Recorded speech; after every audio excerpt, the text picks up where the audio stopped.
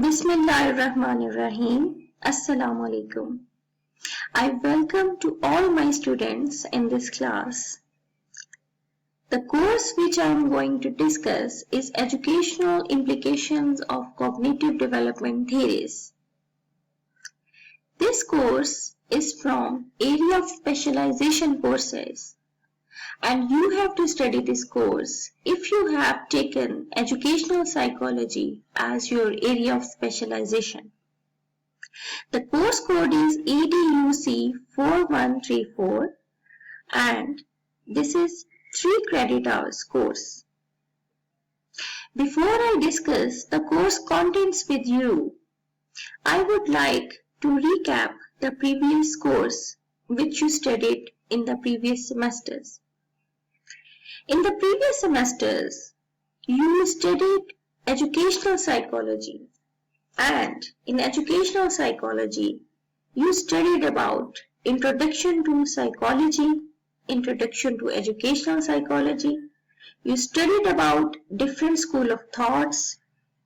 You also studied fundamentals of human development, learning theories and its applications, the cognitive processing of information, motivation, intelligence, classroom teaching, classroom learning and grading. So, you have basic idea about educational psychology because you covered these important topics in your previous semester. Before going to this course, this is very important that you should know about the course objectives. You should know that what you are going to achieve. So, here we will discuss some important course objectives. After completion of this course, you will be able to understand the processes involved in human development, thinking and learning. You will be able to identify the goals for studying human development and its implementation. Students will identify and define biological and environmental processes and explain how these two developmental processes interact with each other. Further, students will also develop self-direction and personal professional responsibility in developmental perspectives. Students will also develop respect for diversity, change, and growth across the lifespan. They will develop the specific professional skills appropriate for working effectively with different individuals, families, and the professional community. After studying this course, students will develop appropriate professional skills including an appreciation of appropriate behavior and expectations, respect and support diversity of information, perspective and values in others.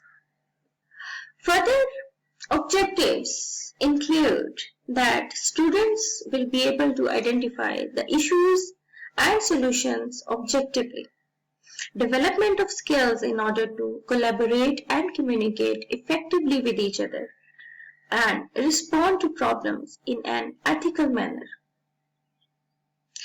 Further, an important objective is that students will be able to understand and demonstrate the individual strengths, preventions, interventions, the need for community and professional networking, the need for lifelong learning, role as an educated individual, priority for maintaining a connection to educational institutions to sustain one's professional and personal development. So these were some important objectives of this course. So you need to develop these skills. You need to develop these strengths. You need to develop these attitudes. And of course, you need to develop knowledge on these aspects of life. So, this course is very important for you. And this is not just to sake of knowledge. You need to bring change in your behavior. Now I would like to give you the outline of the course, the main course contents. There are few chapters in this course. The first chapter is about introduction to the concept of human growth and development. In this chapter, we will be focusing on general nature and scope of human growth and development. We will be studying principles and characteristics of human development, and we will also look at education as capacity for future development. The second module or chapter is related to physical growth and motor development.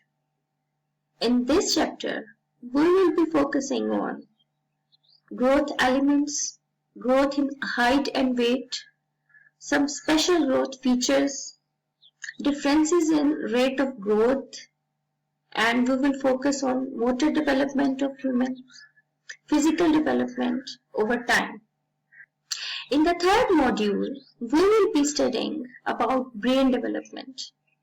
We will study how brain develops from the beginning to a young age. The fourth chapter is about cognitive development. In this chapter, we will be studying about nature and principles of cognitive development. We will be studying some important theories, and we will be studying about Piaget's cognitive stages, implications of Piaget's ideas for teachers and students. Further, we will also study about Vygotsky's socio-cultural origins of cognitive development, strengths, limitations, and implications of Vygotsky's theory for teachers and students. Further, we will explore the role of learning in development, and we will compare both theories. In the fifth chapter, we will be studying about psychosocial development. In psychosocial development, we will be focusing on the nature and stages of psychosocial development, and we will be studying some theories, social cognitive attitudes, attribution, habits, impression formation, motivation and learning skills.